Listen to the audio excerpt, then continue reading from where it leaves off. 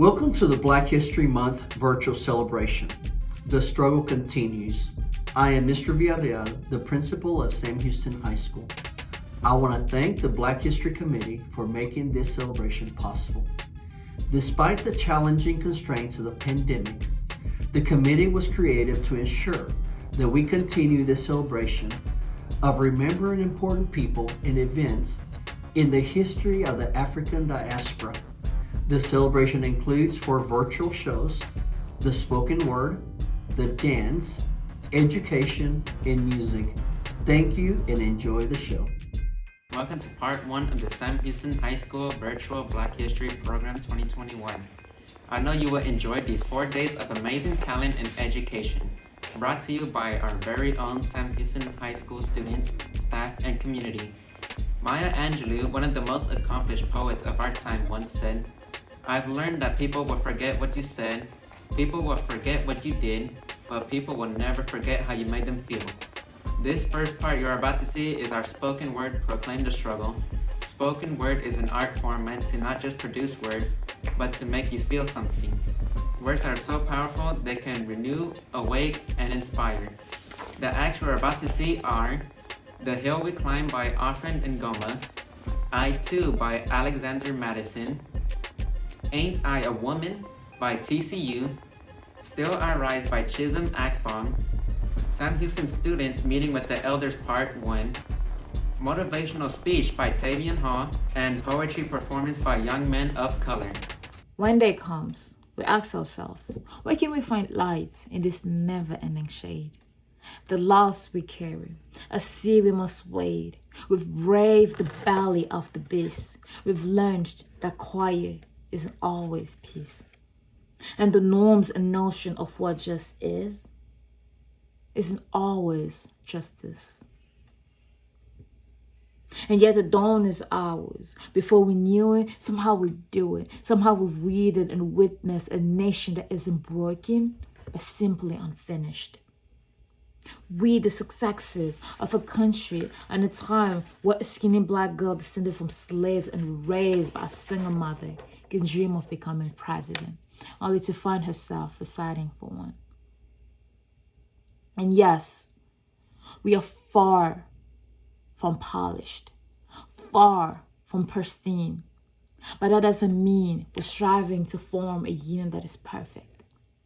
We're striving to forge a union with purpose, to compose a country committed to all cultures, colors, characters, and conditions of men. And so we lift our gazes, not to what stands between us, but what stands before us. We close the divide because we know to put our future first, we must first put our differences aside. We lay down our arms so we can reach out our arms to one another. We seek harm to none and harmony for all. Let the globe, if nothing else, say this is true. That even as we grieved, we grew. That even as we hurt, we hoped. That even as we tired, we tried. That we'll forever be tied together victorious. Not because we will never again know defeat, but because we will never again sow division. Scripture tells us to envision that everyone should sit under their own vine and fig tree, and no one shall make them afraid. If we are to live up to our own time, then victory will lie in the blade, but in all the bridges we have made. That is the promise to glade, the hill we climb, if only we dare.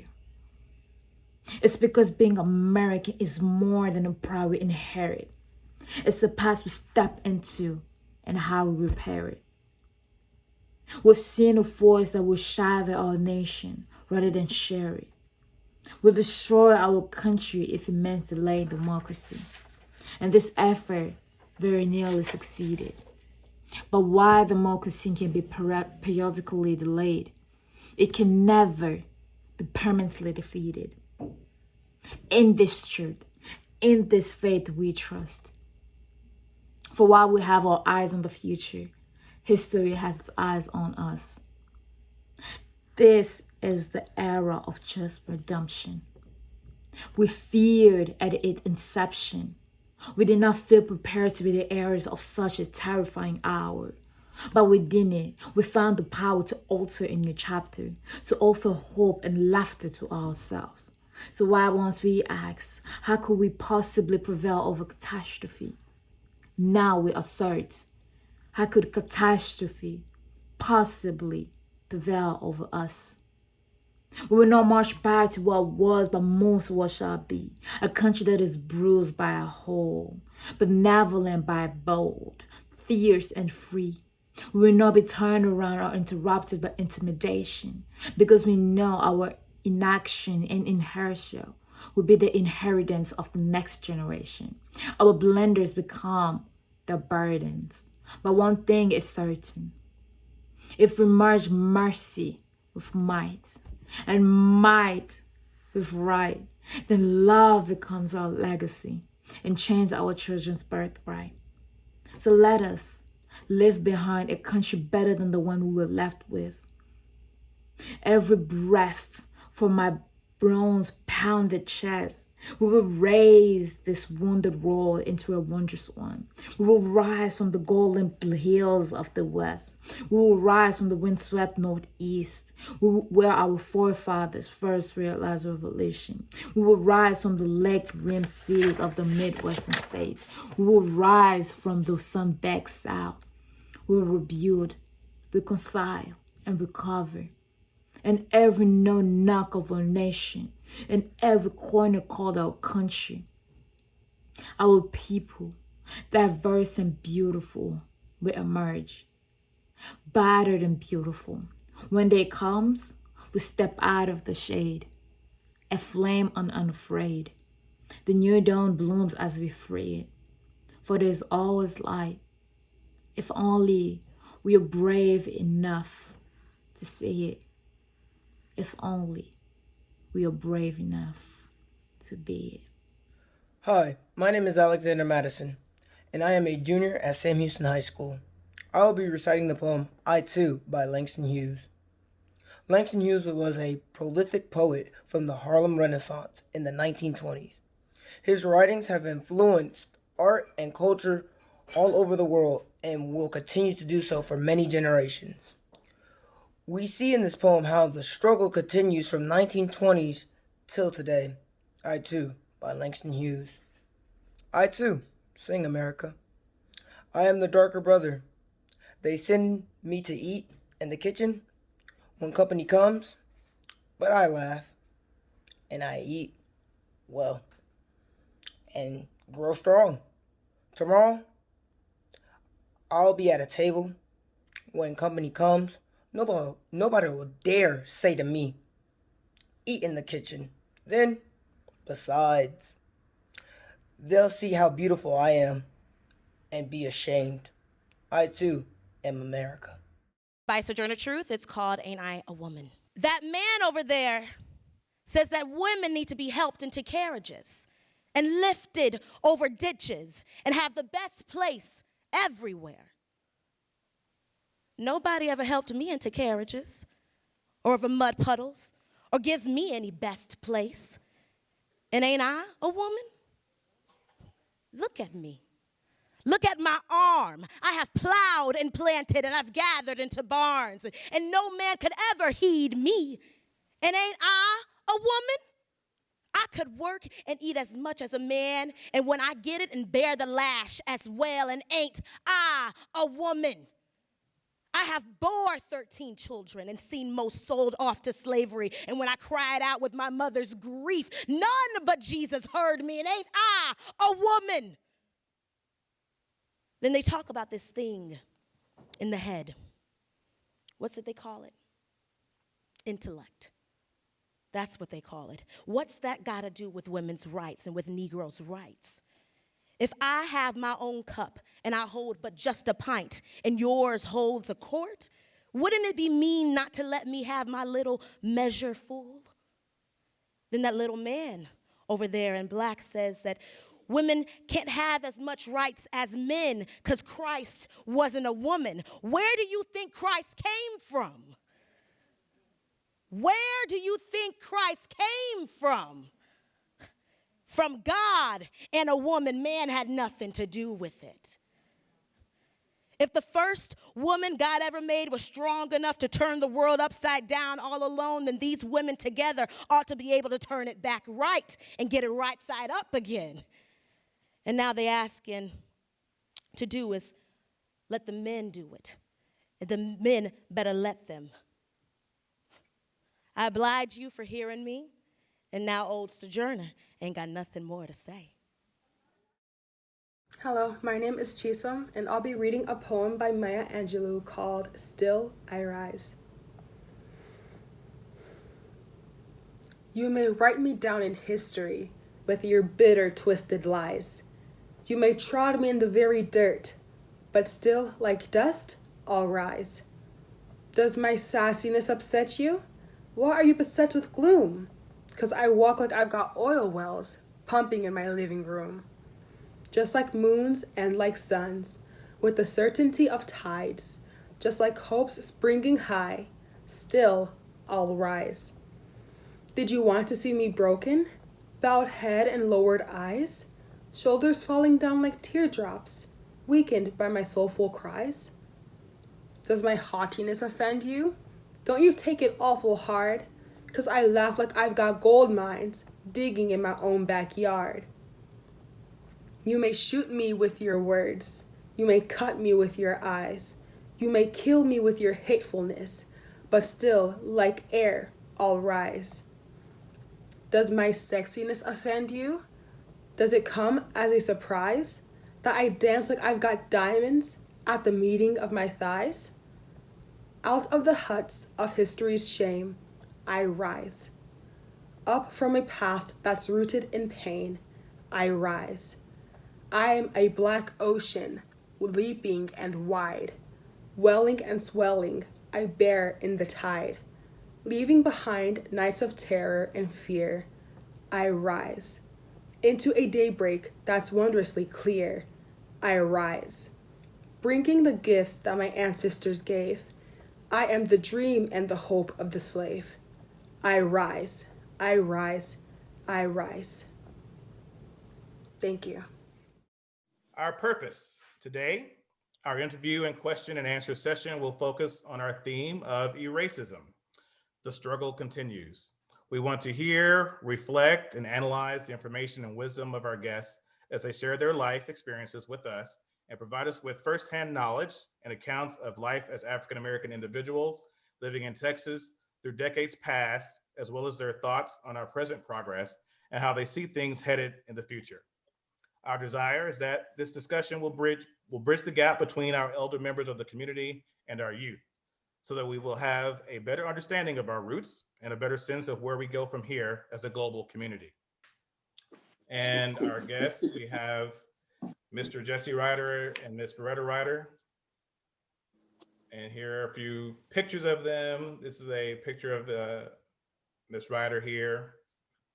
And this is another picture of Ms. Ryder holding a picture of her grandfather and also other members of my family, including my great grandmother, Miss Annie Sanford.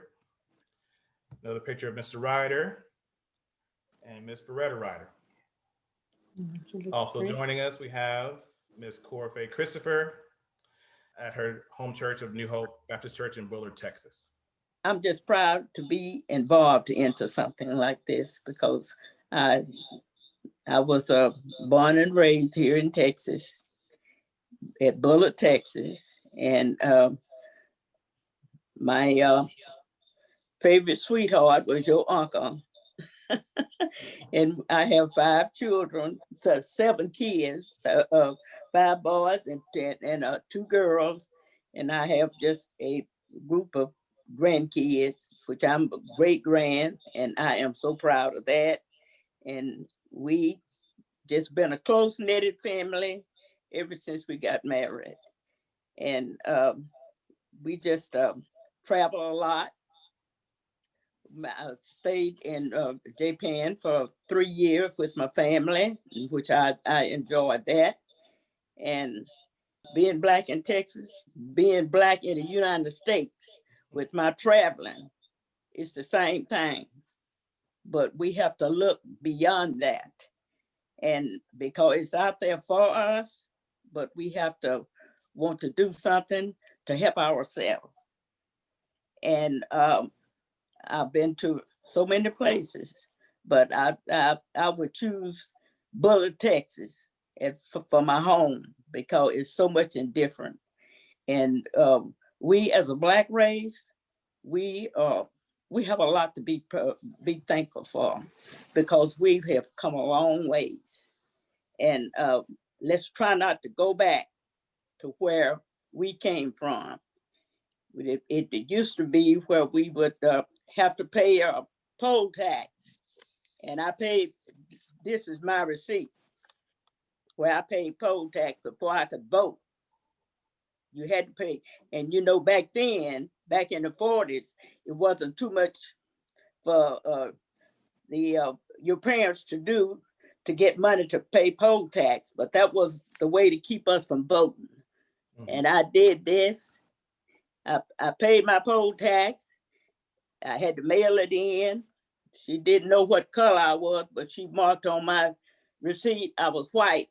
So, but this is where we don't want to go back to, because we came a long ways.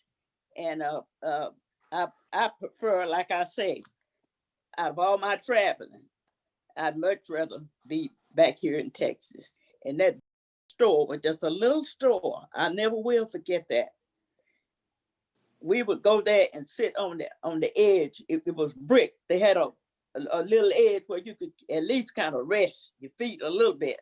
Mm-hmm. Do you know what they did after so many years? They let us sit there. They put nails in those bricks and turned that sharp part up to make sure where we wouldn't sit down. Mm. So that was right there in Tyler, Texas. Mm-hmm. That's what they did.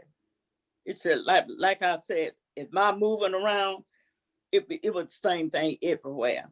But you have to just stay focused and have in mind what you want to do, and don't let mess turn you around. You will make it. Yeah. But it's going to be hard. Life is a struggle. Mm-hmm. Because nothing is going to be given to you. If you do, you're going to lose it. But if you work for it, you'll keep it because you know that you strive too hard to get to where you are. And I'm going to try to hold this. Mm-hmm. Just stay focused and you can be whatever you want to be. My name is Jesse Ryder. And I'm born and raised in East Texas. Matter of fact, born and raised in Tyler, Texas. And I live about 6 blocks from where I was raised. And we was fortunate enough that we didn't have to walk to school because we was always live close to the school, within 4 or 5 blocks. So we didn't have to worry about a bus.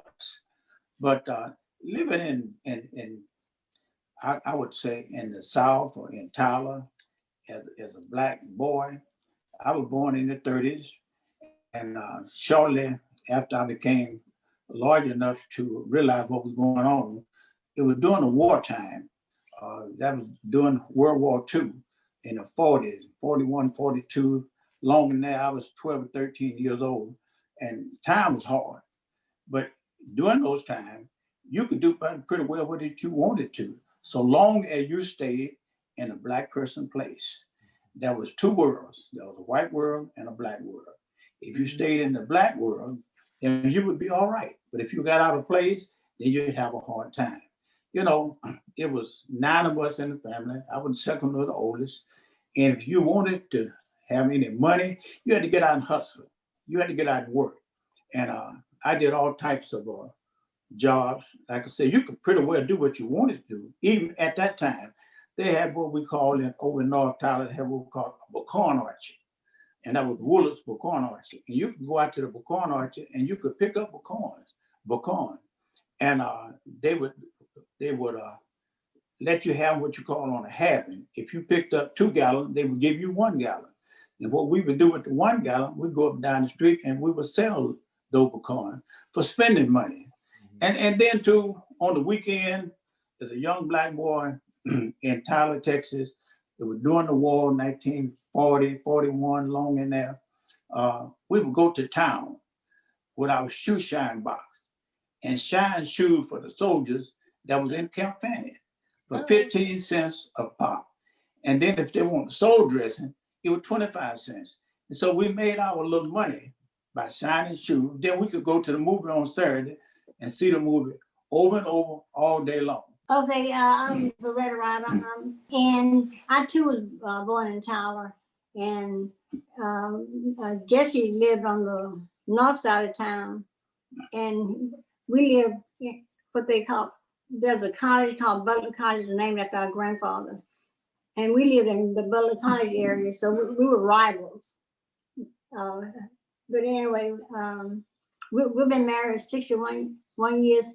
In fact, he and I were in the same home for 4 years. So the rivalry worked out. When we got to college, we couldn't attend Tyler Junior College. So what they did, they set up a Tyler Junior College on the Butler College campus. So those who were residents of Tyler did not have to pay to go to Butler College. But we could not attend class on the TJC campus. And as Jessica says, we just accepted things as they were. Right. And so we've had a successful life in Tyler.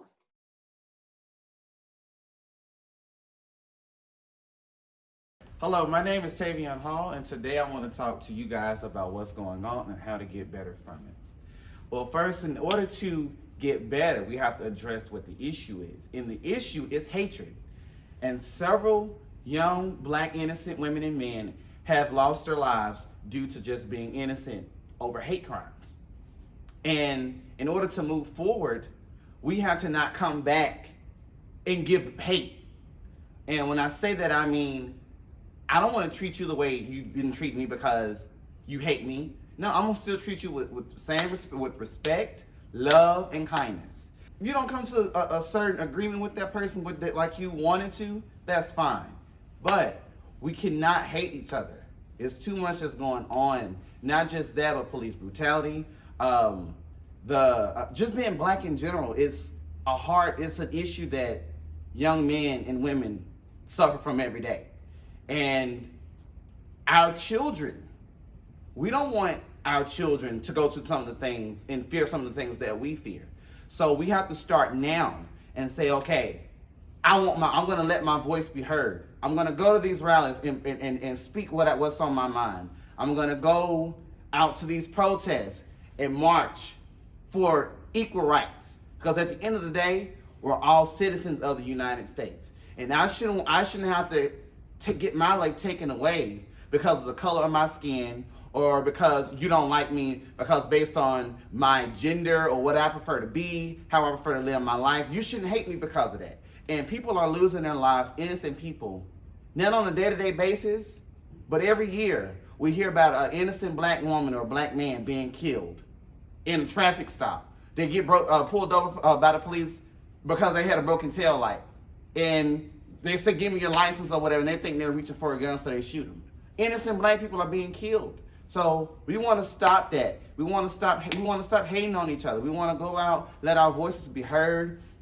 We don't want this to affect our children. So we're doing this now. We're starting now, building our foundation starting now, so that when we bring our kids into this world will be a much better place. And we don't want our children to say, dang, we went through the same thing Mom and Daddy had to go through. Or dang, I fear this and I fear that. Mom and Daddy help me. We don't want our children to fear those things. And as me as a Black young man, that's one of the things that I do fear. I do fear my brothers and my siblings, my cousins or whatever, being pulled over. I fear that for myself as well. So, and I shouldn't have to feel like that.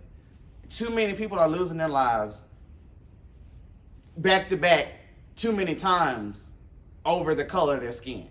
So we don't want our children, when we have children, We don't want that to happen. So we need to come together. And when we come together, I mean come together as one, say, okay, we're not gonna do this no more. We love you, we respect you, we honor you. And so let's educate ourselves now on how to not go backwards. We gotta come together now so this won't happen in our future. So let's come together as one, because we're all one union. We're all citizens of the United States of America. Let's come together. Let's come together as one. And I feel like once we come together as one and reunite, this world will be a much better place. So in my closing, I just want to encourage every young man and every young woman, whether you're black, white, Hispanic, yellow, blue, orange, purple, or whatever, to stand up for what's right and let your voice be heard. Because at the end of the day, if I peel my skin back, it's going to be the exact same color as yours, red. So in closing, I just want everybody to know, let your voice be heard because your opinion matters. And we are going to be the generation to make change.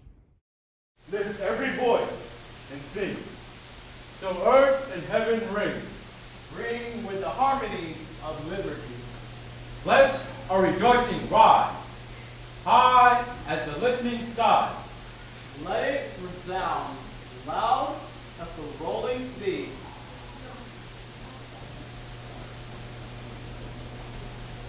James Weldon Johnson wrote those words more than 100 years ago.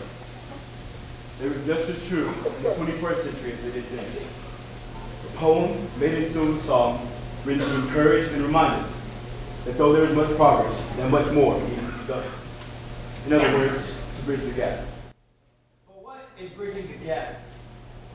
Connecting the past to the present, educating the misinformed, or enlightening the ignorant, or all of those things. This poetry performance brings together literature meant to educate as well as inform, while reminding us of the dark days, but encouraging us with the promise of tomorrow. As seen in Lift Every Voice and Sing by James Weldon Johnson. Slave Sale, New Orleans by Charles Resnicoff. All the Dead Boys Look Like Me by Christopher Soto. And various poems from Langston Hughes and Maya Angelou. This culmination of works is meant to reflect and remind us of how we must all do our part in bridging the gap.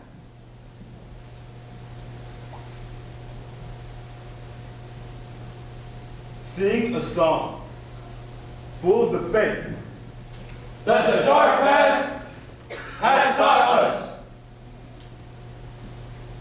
A bird that stalks down his narrow cage can seldom see through his bars of rage. And his wings are clipped and his feet are tied. So he opens his throat to sing. The caged bird sings with a fearful trill of things unknown, but longed for still. And his tune is heard upon a distant hill. For the caged bird sings of freedom. Freedom! Freedom!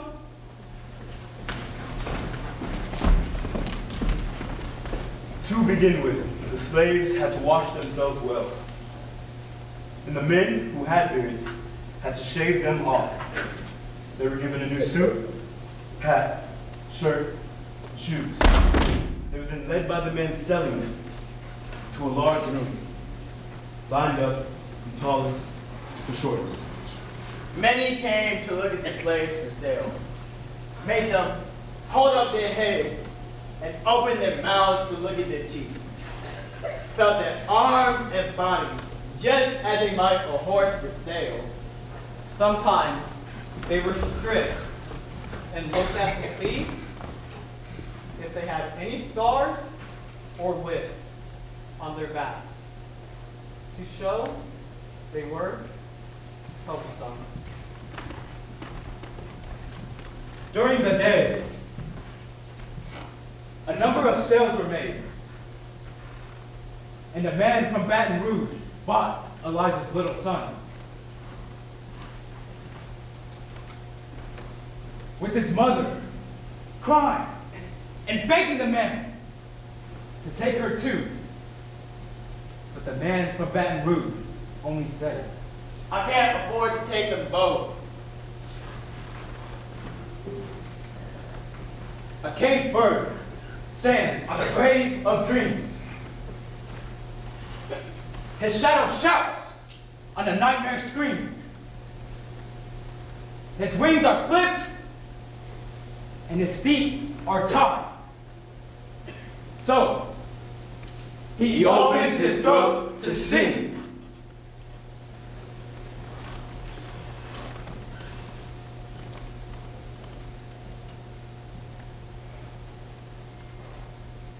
You know,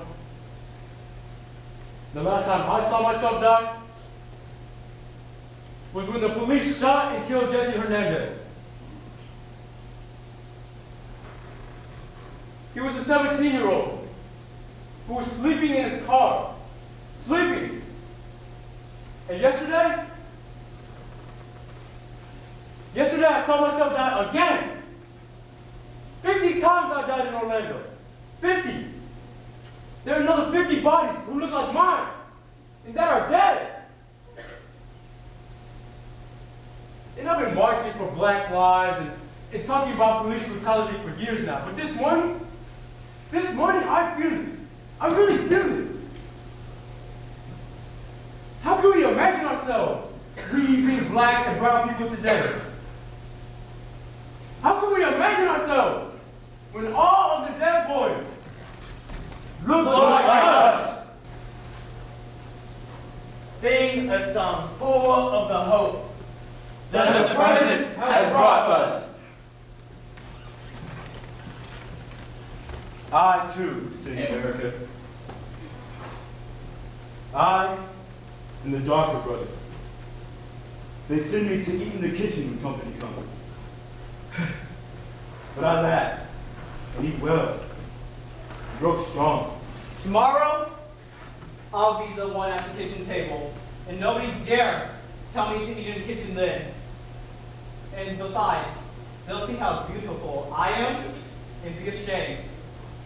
I too am America. Hold fast to dreams. For when dreams die, life is a broken winged bird that cannot fly. Hold fast to dreams. For when dreams go, life is a barren field, frozen in snow. The caged bird sings with a fearful trill of things unknown but longed for still. And his tune is heard on the distant hill. For the caged bird sings of freedom.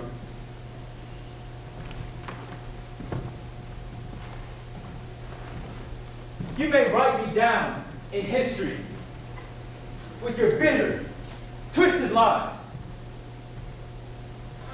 You may trod me in the very dirt, but still, like dust, I'll rise.